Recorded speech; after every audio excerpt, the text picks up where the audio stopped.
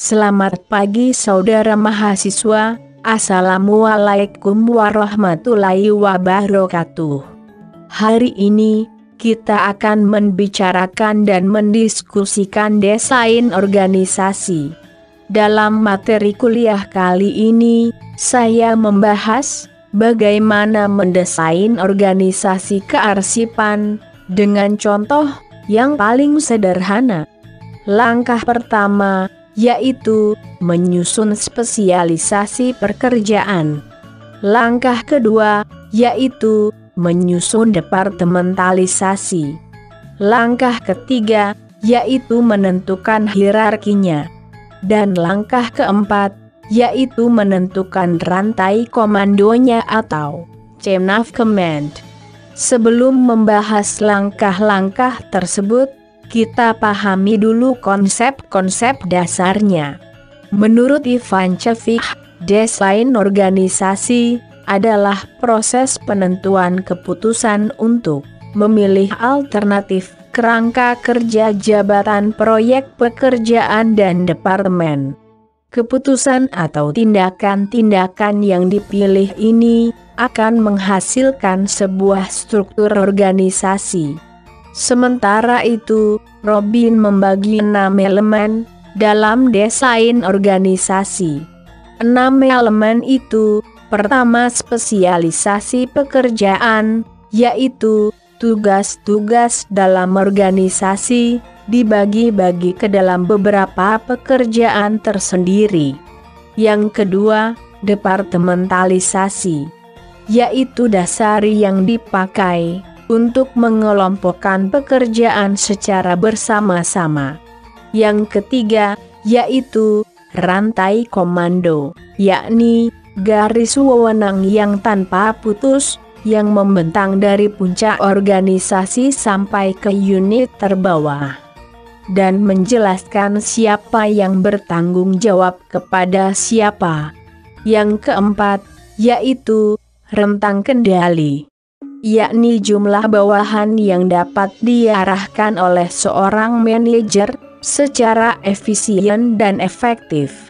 Yang kelima, yaitu sentralisasi, yakni tingkat pengambilan keputusan yang terkonsentrasi pada satu titik di dalam organisasi.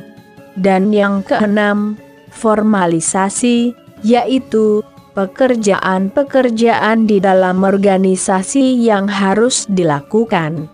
Adapun komponen pembentuk struktur organisasi menurut Ivan Cevich adalah: pertama, pembagian kerja atau division of works yang menyangkut kadar dari spesialisasi pekerjaan. Para manajer pimpinan organisasi atau kepala organisasi membagi seluruh tugas organisasinya menjadi pekerjaan-pekerjaan khusus yang tersusun dari aktivitas-aktivitas khusus. Kedua, pendelegasian kewenangan atau delegation of authority yang mengacu secara khusus pada kewenangan pengambilan keputusan, bukan melakukan pekerjaan. Ketiga, pembagian departemen atau division of department ini dapat dikelompokkan menjadi pembagian departemen berdasarkan fungsinya atau functional departmentalization berdasarkan wilayah atau geographic departmentalization berdasarkan produk atau product departmentalization atau berdasarkan pelanggannya atau customer departmentalization. Keempat, rentang kendali atau chain of command, yakni jumlah bawahan yang melapor kepada atasan. Rentang kendali ini merupakan satu faktor yang mempengaruhi bentuk dan kompleksitas struktur organisasi. Baiklah, kita lanjutkan. Coba perhatikan struktur organisasi Dinas Kearsipan dan Perpustakaan di salah satu daerah ini.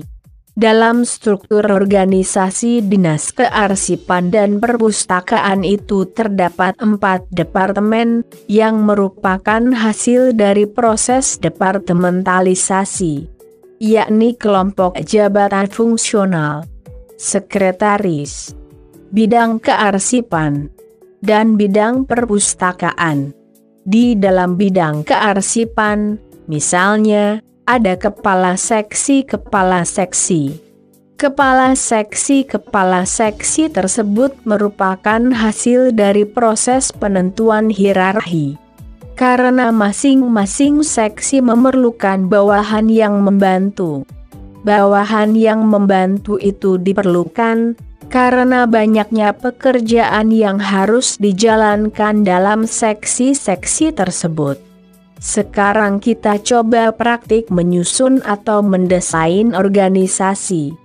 Langkah pertama, seperti yang telah dijelaskan, adalah menyusun spesialisasi pekerjaan atau mengatur kembali spesialisasi pekerjaan. Kalau organisasi tersebut sudah mempunyai struktur organisasi dan akan menyusun kembali struktur organisasinya. Karena semakin kompleksnya jenis-jenis pekerjaan yang harus ditangani. Berikut ini contoh jenis-jenis pekerjaan yang sudah kita tentukan. Misalnya, 1. Ada jenis pekerjaan melaksanakan pengelolaan arsip statis. 2. Melakukan akuisisi arsip. 3. Melakukan deskripsi arsip. 4. Melakukan preservasi arsip. 5. Melakukan alih media arsip. 6. Menerbitkan naskah sumber. 7. Memberikan layanan kepada publik.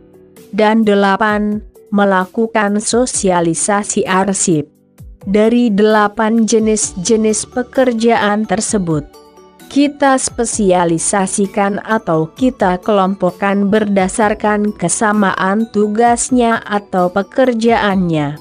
Maka, akan diperoleh 3 kelompok pekerjaan, yakni kelompok 1, yang terdiri dari 3 jenis pekerjaan, yakni melaksanakan penataan arsip statis, melakukan akuisisi arsip, dan melakukan deskripsi arsip.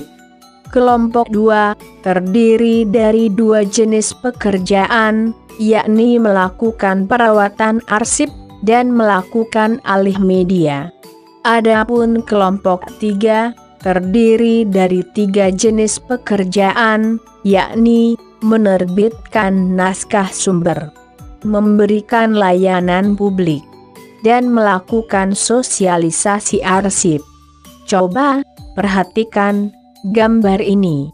Setelah melakukan spesialisasi pekerjaan atau pembagian tugas, dilanjutkan dengan proses departementalisasi. Coba perhatikan gambar berikut ini. Dalam gambar tersebut terlihat ada 3 departemen, yakni bidang akuisisi dan pengolahan, bidang preservasi dan konservasi, dan bidang layanan dan publikasi.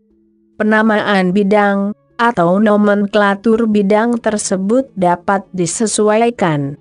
Misalnya, bidang preservasi dan konservasi mau diganti dengan nama bidang preservasi saja, tidak apa-apa. Atau mau diberi nama lain. Asal jangan bidang pemeliharaan arsip. Karena kata pemeliharaan itu untuk binatang atau tanaman.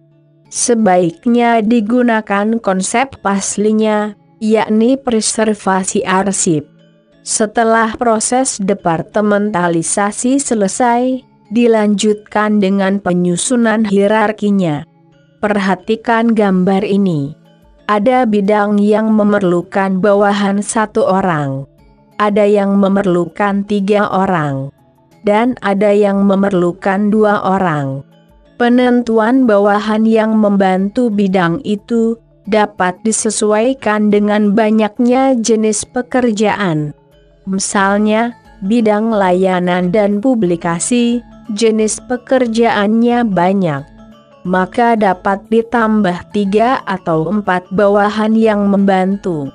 Langkah terakhir dalam mendesain atau menyusun organisasi adalah menentukan rantai komandonya atau chain of command. Perhatikan gambar ini, rantai komandonya sudah terlihat. Sampai di sini dulu kuliah hari ini. Selamat pagi. Wassalamualaikum warahmatullahi wabarakatuh.